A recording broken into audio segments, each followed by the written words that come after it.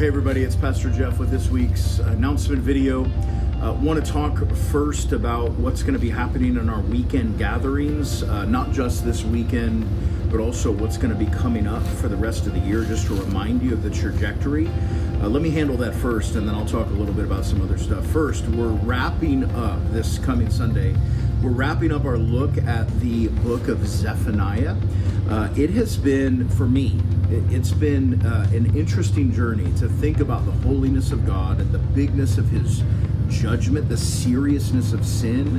And what that's really helped me do is to think more about how the gospel has transformed me, what God's grace has done to me. And I hope that it's been beneficial for you as well to think about the scope of Jesus' work and exactly what he's done to rescue us from death and bring us into his life.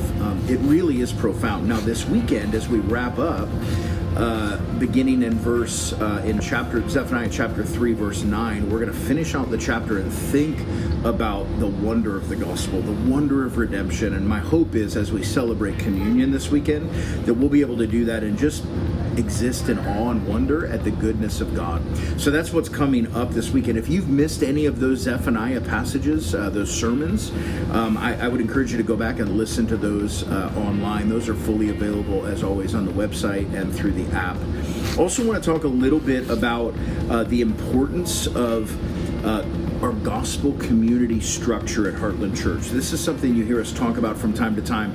If you're just engaging the weekend gathering at Heartland, but you're not involved in a gospel community, you're missing like 90% of what happens at Heartland in terms of us experiencing life together and mission together and doing life in such a way that we're able to gospel one another. It's all about relationships. That's how God calls the church together. And so I want to encourage you, if you need more information about how to get involved with the gospel community, we have 6 in the area, and we're going to be launching later this fall a 7th gospel community. Not sure as to the timing on that yet exactly, but that'll be in Oakville, right off Telegraph Road.